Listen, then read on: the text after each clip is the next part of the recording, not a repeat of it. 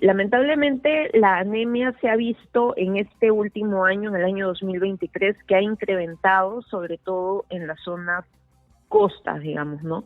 Y esto ha podido significar como resultado al cambio climático. Lamentablemente hemos visto que en varias regiones que se encuentran en la costa o en las zonas urbanas han tenido huaicos, falta de acceso a agua segura y otro tipo de situaciones como consecuencia del cambio climático, la inflación de los alimentos. Hoy en día estamos viendo que el agro está sufriendo mucho por el estrés hídrico, que es consecuencia de este cambio climático. Entonces, es una situación que se está viviendo hoy en día en las zonas sobre todo más urbanas o en la costa, como en Lima metropolitana. Y hablando del desayuno, hablemos de la alimentación, hablemos de lo que está pasando en estos momentos con la población infantil. Es terrible. Y a veces yo comento algo, que cuando hablamos de temas recurrentes, solo falta poner la grabación del año pasado, de hace 2 años, y decir, miren, no hemos avanzado. Lo que dijimos hace 2 años se sigue dando ese año. Lo que dijimos el año pasado que se iba a mejorar sigue registrándose. En el tema de anemia, cada vez se incrementa en los últimos años mucho más el porcentaje de anemia en la población infantil. Y siempre nos enfocamos en menores de 3 años, pero también existe anemia en la población juvenil adolescente. También hay muchachos con anemia. Les afecta muchísimo en el desarrollo cognitivo y mucho más aún que están en una etapa de fuerte crecimiento, de desarrollo corporal, de aprendizaje. También hay un impacto muy duro en los niños ya púberes como también los adolescentes. Pero hablemos en este momento de lo que pasa a nivel infantil en Lima metropolitana. No vamos a irnos a la zona rural, donde para muchos es hasta justificable la anemia por acceso a temas de servicios básicos, no hay agua potable, hay mucha carencia, hay mucha pobreza, lo que dificulta el acceso a alimentos, etcétera, etcétera, etcétera. Enfoquémonos solamente en lo que sucede en Lima metropolitana, zona urbana, capital del país, que lamentablemente registra altos niveles de anemia infantil, porque el Colegio de Nutricionistas de Lima exhortó a las municipalidades distritales de la capital a desarrollar acciones para reducir las alarmantes cifras de anemia. Según la encuesta demográfica y de salud familiar, el ENDES 2023, la anemia infantil ha incrementado a 34.7% en Lima metropolitana, o sea, casi 4 de cada 10 niños están con anemia, casi 4. Más de 3 niños de 10 están con anemia. Aquí en Lima metropolitana, más de un tercio de la población infantil se encuentra con anemia en estos momentos aquí en Lima metropolitana. Entonces, de ese tema vamos a hablar con la licenciada Jessica Obamán, quien es decana del Colegio de Nutricionistas de Lima. Porque hay que apuntalar además, licenciada, buenos días, que los distritos más afectados con este problema son Los Olivos, San Miguel, Breña, Surquillo, San Borja, Jesús María, Lince, Miraflores, Rímac, Chorrillos, Villa María del Triunfo, San Juan de Miraflores, Lurín, Villa El Salvador, Santa Anita, La Molina. Dentro de ese grupo de distritos están distritos con mayor condición económica. ¿Por qué sucede eso, licenciada? Buenos días una vez más. Buenos días, Pedro. Muchas gracias por la invitación. Y bueno, específicamente los distritos que se han descrito son los distritos que han mostrado de alguna manera una voluntad política porque nos han respondido al Consejo Regional Lima Metropolitana para trabajar de forma conjunta. Ya. Y a nivel Lima Metropolitana se podría decir que los distritos que tienen mayores índices de anemia son los que tienen mayor densidad poblacional, como son San Juan del Lurigancho, San Martín de Porres, quienes lamentablemente hasta la fecha no nos han respondido ni hemos tenido mayor contacto con dichas autoridades. Entonces, ¿qué tan importante es la voluntad política para erradicar la problemática que mencionas? Y que no se vea como que cada gestión realiza una acción para erradicar la anemia, sino que sea una política sostenible que realmente le haga frente a esta problemática que al fin y al cabo sigue incrementando en nuestro país.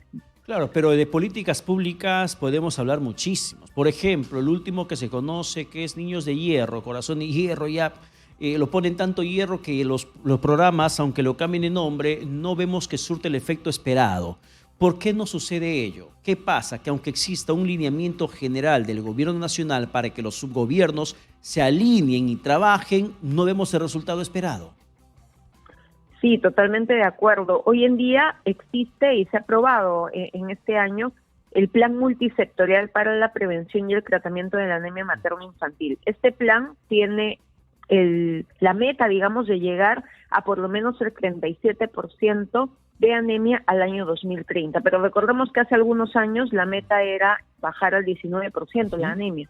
Entonces vemos que cada gobierno va cambiando la estrategia, la propuesta, incluso la meta, y como digo, no se genera una sostenibilidad. Y no solamente esto, sino que nosotros cuando hemos visitado los municipios, los centros de salud de primer nivel, hemos identificado que el plan que se está generando, digamos, en lo territorial, o lo que se le exige muchas veces al personal de salud o a los sectores sociales que realicen en el campo, no es lo más óptimo. ¿Por qué? Porque se exigen visitas domiciliarias, pero muchos de los sectores sociales están siendo asaltados, robados. Por otro lado, se exige un medio de verificación que es una foto. Con esta inseguridad ciudadana, una gestante o una madre va a dejar que le tome foto a su bebé.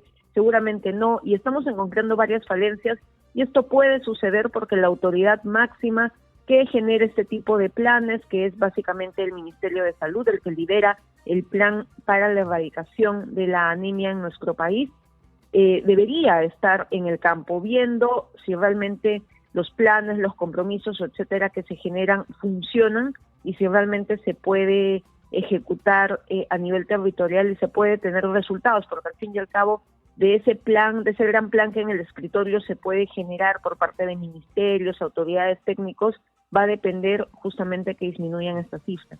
Claro, pero el plan te puede establecer el ABC, el derrotero por donde tienes que transitar para que puedas reducir los niveles de anemia, pero no le va a decir al papá o a la mamá de los niños cómo tienen que alimentar.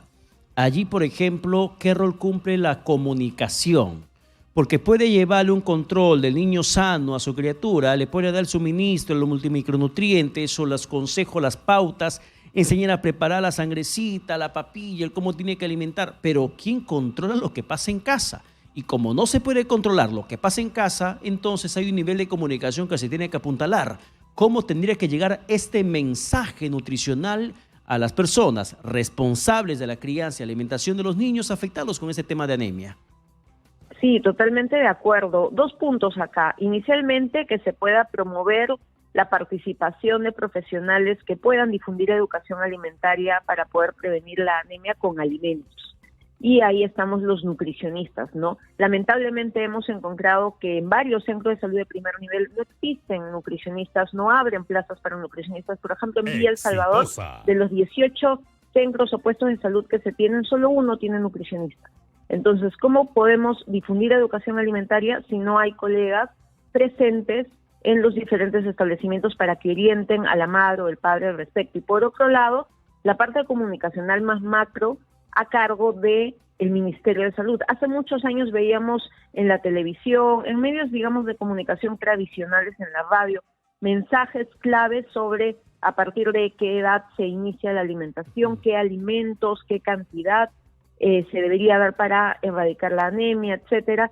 Sin embargo, hoy en día ya no vemos esos mensajes. Se han reducido a las redes sociales como TikTok, etcétera, pero más allá de ello existen todavía medios de comunicación tradicionales en donde se debería difundir, y no solamente la prevalencia de anemia en niños, sino también en mujeres en edad fértil, en adolescentes, y la importancia de buenas prácticas en la familia para poder alimentar bien a mi niño. Acá me permito dar un pequeño consejo a los padres que nos están escuchando, madres, que a los bebés a partir de los 6 meses que están iniciando su alimentación complementaria, se le incluya por lo menos 2 cucharadas de alimentos ricos en hierro o 30 gramos. Hasta los 2 años esto podría contribuir a poder erradicar o de alguna manera prevenir la anemia. ¿Cuáles son estos alimentos? La sangrecita, el hígado, el bofe, son alimentos ricos en hierro, pero se deben incluir todos los días en la alimentación del niño a partir de los 6 meses que inicia su alimentación, 2 cucharadas de este alimento. Y este es un mensaje que debería salir por todos lados para que justamente se normalice el consumo de alimentos ricos en hierro desde bebés para que podamos hacerle frente a esta situación. Yo quiero traer la entrevista al licenciado Abamán al hecho de que esto está pasando, como pasa en varias regiones del país, zonas rurales sobre todo, lo que pasa en Lima metropolitana. Porque cuando hablamos de anemia, nuestro cerebro nos lleva imaginariamente a zonas rurales, como que la anemia solamente hay en zonas alejadas del país. Pero hablamos de Lima metropolitana, más del 34% de la población infantil está con este problema de anemia, un tercio de la población infantil está con este problema de anemia aquí en Lima metropolitana. ¿A qué se debe? ¿Por qué existe este problema en una ciudad capital como la nuestra, donde supuestamente tienes mayor acceso a los alimentos, más económicos que en otras zonas, tienes mayor facilidad y tienes niños anémicos? ¿Por qué se dio esto? ¿Qué se descuidó?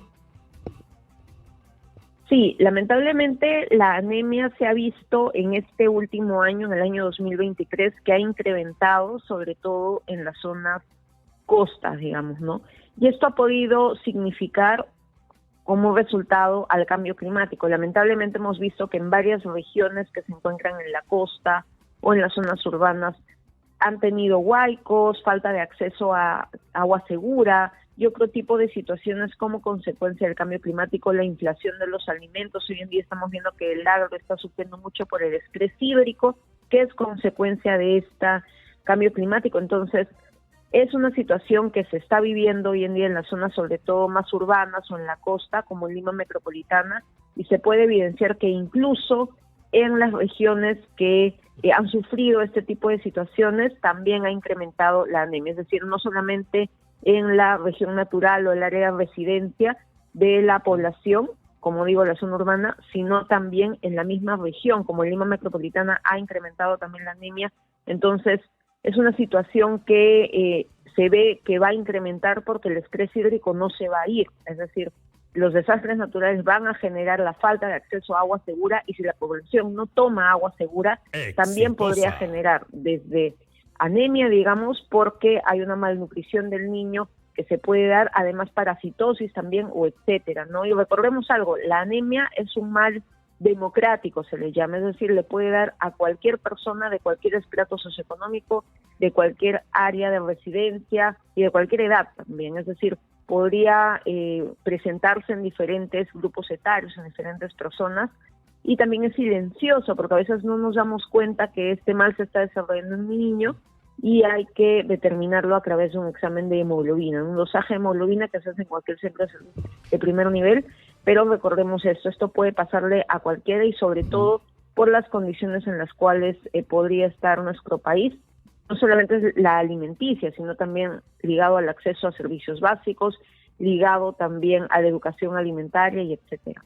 Ahora, yo también tengo una teoría sobre ello. Bueno, es una teoría desde probablemente mi ignorancia, licenciada, pero yo mencionaba, cuando di a conocer esa nota hace más de una hora, que una de las causas podría ser, en mi experiencia de padre, el hecho de que la recesión económica incrementó además los precios de los productos, tus ingresos no aumentaron y lo que muchos padres, incluso con testimonios que daban a través de las líneas de Exitosa, nos comentaban era racionar, su decisión era racionar los alimentos, disminuir el consumo de ciertos alimentos para que pueda alcanzar la plata, porque no solamente era comprar comida, pagar la cuenta, pagar la luz, la línea telefónica, pagar los servicios, otras necesidades de salud que habría que cubrir, ropa, calzado, situaciones que se tienen que cubrir siempre, pero que la situación económica había conllevado a que tengan que reducir raciones de alimentos dentro de casa para que la plata pueda alcanzar.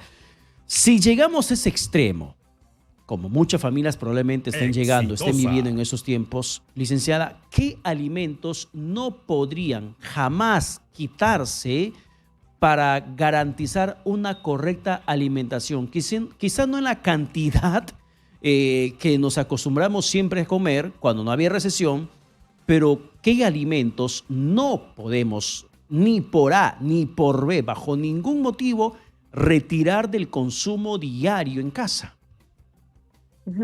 Sí, totalmente de acuerdo con lo que se menciona, ¿no? En relación a el incremento del precio de los alimentos, puede ser también consecuencia del cambio climático, como menciono, porque están muriendo animales, no puede producirse pollo, etcétera.